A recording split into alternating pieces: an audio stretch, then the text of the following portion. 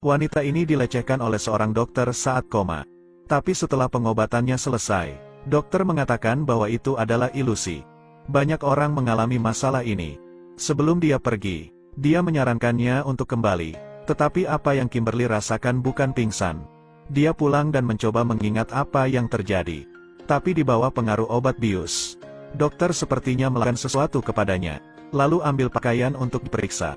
Hal ini membuatnya semakin yakin dengan pikirannya. Dia tidak bisa mempercayainya. Untuk mengetahui hal itu membuatnya jatuh ke dalam keputusasaan. Dokter mengatakan bahwa baru-baru ini Kimberly berhubungan badan. Dia segera panggil polisi. Namun polisi tidak menemukan apapun di tubuhnya. Bahkan goresan juga tidak ada. Jadi dia ingin membutuhkan banyak bukti lebih lanjut. Dr. Richard sudah lama bekerja di kota ini. Dia selalu menjadi pria yang baik dan sering bercinta. Jadi tidak ada yang percaya bahwa dia melakukan tindakan seperti itu. Tapi bisa dianggap bahwa dokter sudah lama memperhatikannya. Beberapa hari kemudian Kimberly bertengkar dengan kekasihnya. Karena tidak berhati-hati Kimberly memecahkan kaca dengan tangannya. Setelah melakukan pengobatan ke rumah sakit, hal yang menakutkan tidak berhenti muncul di kepalanya. Berdasarkan faktanya, polisi pun akhirnya setuju untuk menyelidiki.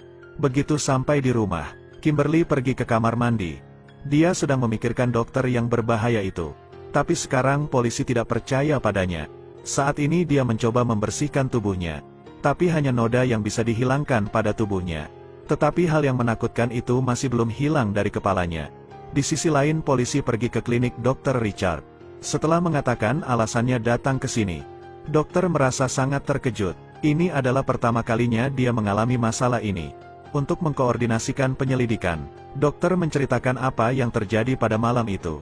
Ternyata malam itu dia sedang memeriksa pria yang terluka. Tiba-tiba ada seorang gadis datang. Dia memaksa dokter untuk memeriksanya terlebih dahulu. Karena tidak mau mempengaruhi pasien lain. Jadi dia harus membawanya ke ruangan. Karena gadis ini selalu memberontak. Jadi dokter memberinya obat bius. Dan dia tidak mengharapkan bahwa masalahnya menjadi seperti ini. Ketika polisi meminta untuk menguji DNA, dokter beralasan bahwa dia masih memiliki pasien untuk ditangani. Jadi dia menyuruhnya untuk pergi. Lalu polisi segera menyelidikinya. Setelah mendapatkan beberapa informasi, malam itu Kimberly berdebat dengan pacarnya. Dan dia tidak sengaja melukai tangannya sendiri. Dan luka di dahi pacar terbukti bahwa itu bukan kebohongan. Saat kembali ke rumah sakit, Dr. Richard menyiapkan tabung darah. Lalu biarkan perawat itu menempelkan namanya di sana. Kemudian dia memberikannya kepada polisi. Maaf, tapi seharusnya aku berada di sana saat kau mengambil darah. Kenapa kamu tidak percaya padaku? Aku adalah dokter di rumah sakit ini. Baiklah kalau begitu, dokter berhasil membujuk polisi. Dan hasilnya dia juga sudah mengetahuinya. Setelah menguji darahnya, mereka mendeteksi bahwa DNA ini bukan Dr. Richard. Hasil ini juga telah diprediksi. Jadi polisi pergi menemui Kimberly. Saat itu dia sedang membawa putrinya ke sekolah. Namun setelah mengumumkan hasilnya di depan semua orang, Kimberly menjadi sangat marah. Mereka tidak tahu bahwa Kimberly adalah korbannya. Bahkan dia ditertawakan olehnya, karena untuk membuktikan dirinya bersih. Dia segera pergi ke kantor polisi. Dia tidak percaya hasil tes di sana. Bahkan curiga dengan cara orang bekerja di sini. Polisi juga memiliki sedikit keraguan. Sehingga dia menghubungi rekan kerjanya secara langsung. Bisakah kamu memberiku nama dokter itu? Bisakah kamu mengambil darahnya? Maafkan aku lupa. Aku sedang melakukan pemeriksaan. Saat itu dokter menyiapkan tabung darah untukku. Apakah kamu gila? Mengapa kamu mencoba untuk mendorong orang yang begitu baik ini? Sekarang Kimberly sudah tidak tahan dengan cara kerjanya. Jadi Kapolres terpaksa mencari dokter dan memeriksa DNA sekali lagi. Dokter juga menyetujuinya. Dia membiarkan perawat mengambil darahnya. Di hadapan polisi dia melakukan beberapa teknik kecil ketika perawat hendak mengambil darah. Setelah mengambil darahnya, kemudian dia bertemu dengan Kimberly dan berpura-pura sedih. Tolong jangan ganggu aku lagi. Sebentar lagi semua orang akan tahu tentang ini. Sekarang mereka berpikir bahwa Kimberly adalah wanita jahat. Cerita ini juga diposting secara online. Saat hasilnya tersedia, DNA-nya masih bukan dokter dan ada perbedaan. Sekarang bahkan polisi pun tidak percaya lagi. Dia telah melihat semua proses pengambilan darahnya. Hasil ini menunjukkan bahwa kau berbohong. Jika kau terus mengganggu mereka, kami akan menangkapmu karena mengganggu tugas polisi. Akhirnya Kimberly menjadi penjahat di mata semua orang. bahkan kehilangan pekerjaannya. Hal itu membuatnya kehilangan akal sehatnya. Saat itu dia pergi ke sebuah toko. Sekarang dia baru menyadari bahwa masalah ini bertambah serius. Lihatlah mata penuh kebencian dari semua orang. Karena itu dia segera pergi dari toko. Dia mengunci dirinya di kamar tidur. Dia mengalami penyiksaan fisik dan mental yang kuat, sehingga membuatnya putus asa. Tetapi karena sang ayah mencintai putrinya, dia memutuskan untuk membawanya pergi dari tempat ini, lalu memindahkannya ke lingkungan baru. Kimberly memulai terapi, tapi luka itu masih belum bisa sembuh. Karena dia ingat apa yang terjadi malam itu, saat dokter hendak menyuntikkan obat bius kepadanya. "Selamat datang di klinikku." "Tidak, jangan mendekat. Bermimpilah gadis cantik." Setiap hari Kimberly disiksa oleh sosok dokter itu. Dan Dr. Richard senang menikmati kehidupan ini. Seperti seolah-olah tidak ada yang terjadi. Dia juga mulai membidik target berikutnya. Setelah beberapa waktu terapi, akhirnya Kimberly perlahan pulih. Dia mulai memiliki keberanian untuk menghadapi masa lalunya. Ayah dan bibi membicarakan hasil tes. Mereka menyarankannya untuk tidak keras kepala. Namun Kimberly merasa ragu. Apa yang terjadi malam itu benar-benar menyedihkan. Tapi ketika dia pindah ke rumah baru, percakapan seorang gadis dan temannya menariknya kembali ke masa itu. Gadis itu bertanya kepada mengapa pindah ke sini. Dia menjawab bahwa itu karena ibunya melakukan hal yang buruk, sehingga mereka harus pindah rumah. Perkataan ini tertanam sangat dalam di hatinya. Jadi Kimberly harus membuktikan bahwa dia tidak melakukan kesalahan. Jadi dia kembali ke kota dan menyuruh polisi untuk menyelidiki kasus itu lagi. Tapi polisi tidak menemukan bukti baru, sehingga kasusnya tidak dapat diselidiki. Untuk menemukan bukti, Kimberly menghabiskan banyak uang untuk menyewa detektif, lalu menyuruhnya untuk menyelidiki perilaku dokter. Pada saat yang sama dia menemui perawat di klinik. Dia bekerja dengan Dr. Richard selama bertahun-tahun. Jadi dia pasti mengetahui sesuatu. Tapi perawat bekerja sama dengan dokter. Namun percakapan keduanya telah didengar oleh pelayan. Dia mulai mengejek Kimberly. "Jika target dokter yang berikutnya adalah putrimu, atau saudaramu sendiri, kamu pasti akan mengatakan hal yang sama." Perkataannya membuat pelayan tidak bisa membantah. Bahkan membuat perawat mulai ketakutan. Akhirnya dia memutuskan untuk membantunya. Dia memberikan daftar yang berisi catatan tentang pasien muda. Apalagi mereka hanya datang sekali dan tidak pernah kembali lagi. Kimberly tahu bahwa mereka pasti korbannya. Jadi dia mengikuti alamat untuk menemukan mereka. Tapi setelah gadis itu mendengar alasan Kimberly datang, bahkan menyebutkan hal-hal yang terkait klinik di kota. Tidak semua orang berani berdiri untuk diri sendiri seperti Kimberly. Dia berani menghadapi kejahatan, ketika tidak tahu apa yang harus dilakukan selanjutnya. Untungnya detektif sudah memiliki petunjuk. Dia berpura-pura menjadi pasien dan pergi ke rumah sakit. Dia berhasil mendapatkan air liurnya di surat itu. Lalu detektif pergi untuk menguji denanya.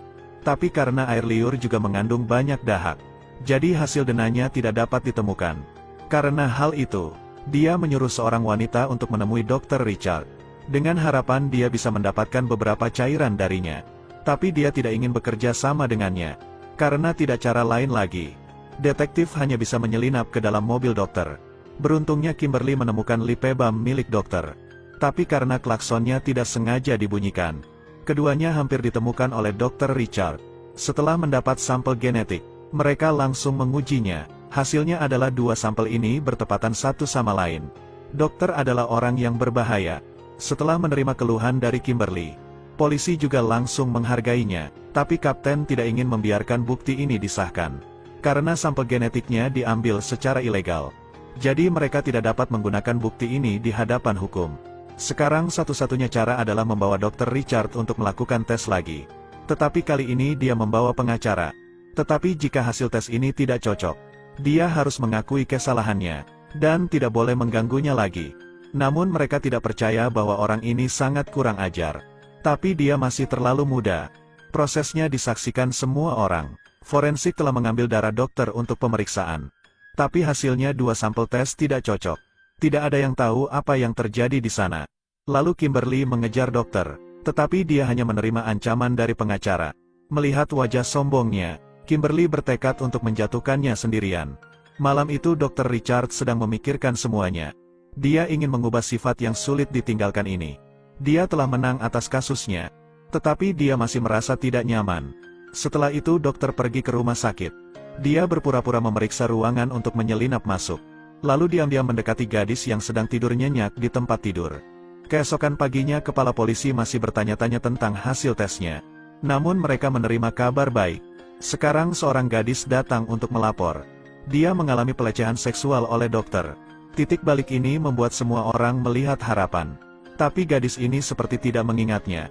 Di dalam tubuhnya juga tidak ada jejak apapun. Polisi tidak memiliki cara untuk bersaksi di pengadilan. Tetapi kemungkinan besar Dr. Richard telah melucuti semuanya. Karena kedua gadis itu mengecam tentang pelecehan itu. Jadi polisi segera datang ke rumah sakit untuk menangkapnya. Sampai saat borgol besi dipasang di pergelangan tangannya. Sebenarnya mereka masih belum tahu kejahatan apa yang dia lakukan. Kali ini forensik tidak mengambil darahnya untuk pengujian. Mereka akan menggunakan mukosanya untuk memastikannya.